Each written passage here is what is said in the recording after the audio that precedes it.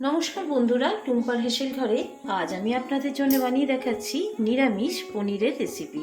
এই নিরামিষ পনিরের রেসিপি বানাতে আমার যা লাগছে, আমি পনির নিয়ে নিয়েছি। এটা ভাজা পনির, দোকানে কিনতে পাওয়া যায়, আমি দোকান থেকে এনেছি।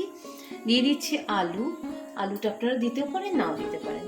দিয়ে দিচ্ছি কড়াইশুঁটি আমি এই বাটির হাফ বাটি নিয়েছি। ফোড়নে দিচ্ছি শুকনো লঙ্কা, তেজপাতা, আর এইখানে রয়েছে গোটা গরম মশলা কিছু, লবঙ্গ, দারচিনি আর এলাচ, আর জিরে ফোড়ন দিচ্ছি।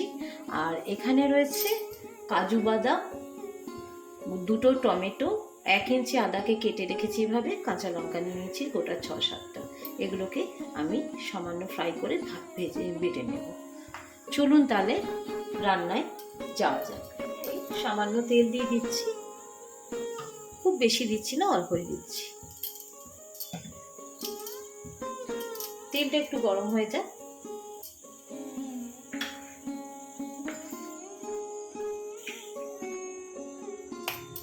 তেলটা গরম হয়ে গেছে, এবার আমি দিয়ে দিচ্ছি প্রথমে এই কুচানো টমেটোটা।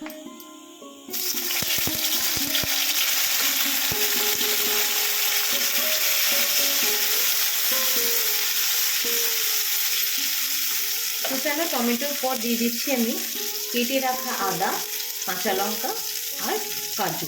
এগুলো সবগুলো আমি একটু ফ্রাই করে নেব। আমি সবটাই দিয়ে দিই।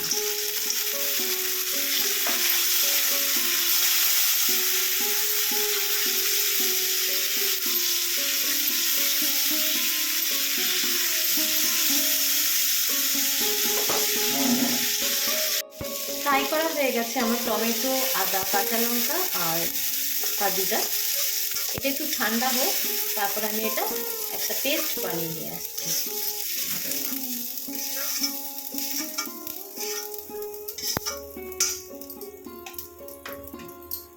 ওই কড়াইয়ে আমি আবার তেল দিয়ে দিচ্ছি, আলুগুলো ভেজে নেব।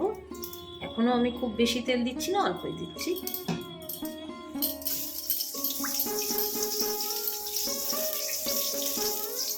কেটে রাখা আলুগুলো আমি ভেজে নিচ্ছি। আবারও বলছি, আপনারা এইটাতে আলু দিতেও পারেন, নাও দিতে পারেন।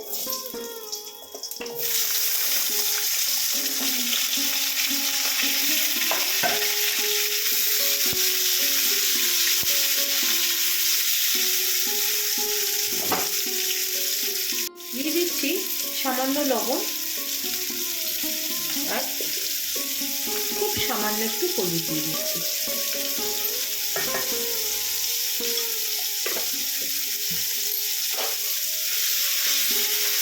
একটু নেড়ে চেড়ে লাল লাল করে ভেজে নেব।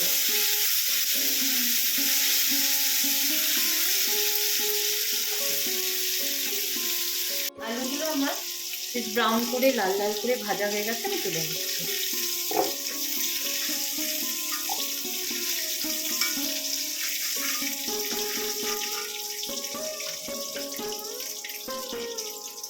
সামান্য তেল দিয়ে দিচ্ছি।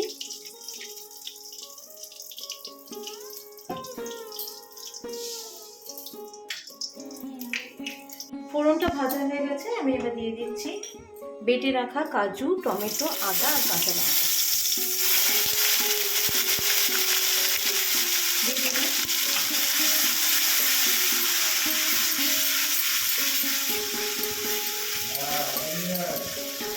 এবার দিয়ে দিচ্ছি আমি এই চামচে 1 চামচ মতন চিনি দিয়ে দিলাম।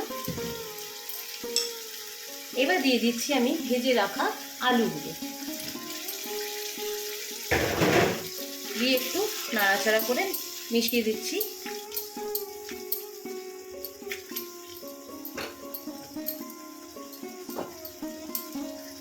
দিচ্ছি আমি এই চামচে 1/2 টিস্পুন মতন লঙ্কা গুঁড়ো।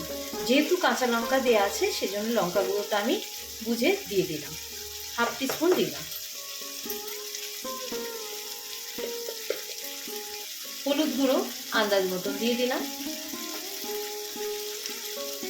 দিয়ে আরেকবার নাড়াচাড়া করে মিশিয়ে দিচ্ছি।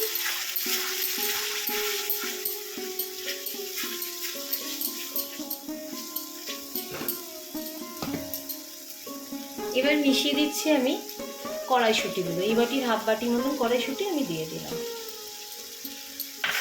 কড়াইশুঁটিটা দিয়ে আরেকবার মশলার সাথে মিশিয়ে দিচ্ছি। মশলা বাটা হয়েছিল মিক্সিতে, সেই দোয়া জলটা আমি এর মধ্যে একটু অ্যাড করে দিই।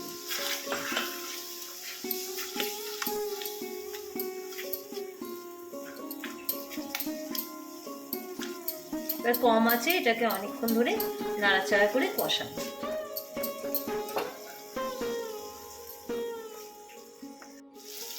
মশলাটা অলমোস্ট আমার কষানো হয়ে গেছে, মশলা থেকে তেল ছেড়ে বেরিয়ে এসেছে।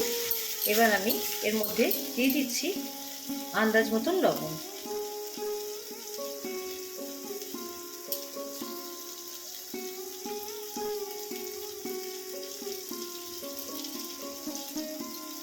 দিয়ে দিলাম লবণ, লবণটা দিয়ে আর এবার মিশিয়ে দিচ্ছি।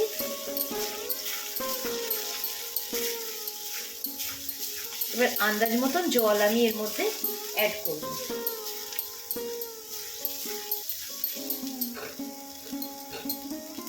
দিয়ে দিচ্ছি জল। খুব বেশি আমি ঝোল করব না, তার জন্যে এই কাপের 1 কাপ মতন জলই আমি দিলাম।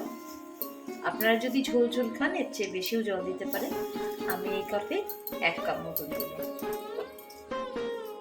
আমি এবার মিনিট 15-এর জন্য এটা ঢাকা দিয়ে দিচ্ছি।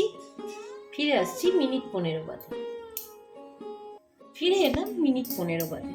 ঝোলটা দেখি, ঝোলটা অনেকটাই আমার শুকিয়ে গেছে, আলুগুলো সেদ্ধ হয়ে গেছে। এরকমই ঝোলটা রাখবো আমি। এবার আমি দিয়ে দিচ্ছি ভেজে রাখা পনিরগুলো।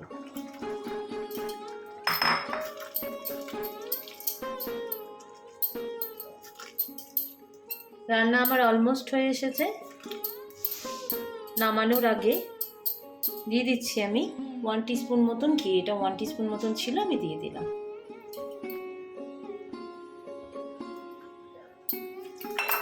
ঘিটা দিয়ে আমি গ্যাসটা এবার অফ করে দেব।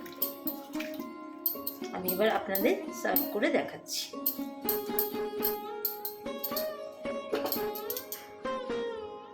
রান্না হয়ে গেছে আমার আজকের রেসিপি নিরামিষ পনিরের তরকারি। কেমন লাগলো রেসিপিটা অবশ্যই কমেন্ট করে জানাবেন। ভালো লাগলে লাইক, শেয়ার আর সাবস্ক্রাইব করতে ভুলবেন না। পাশে থাকা বেল আইকনটি প্রেস করবেন, যখনই আমার নতুন কোনো রেসিপি আসবে সবার আগে পৌঁছে যাবে আপনার কাছে নোটিফিকেশন।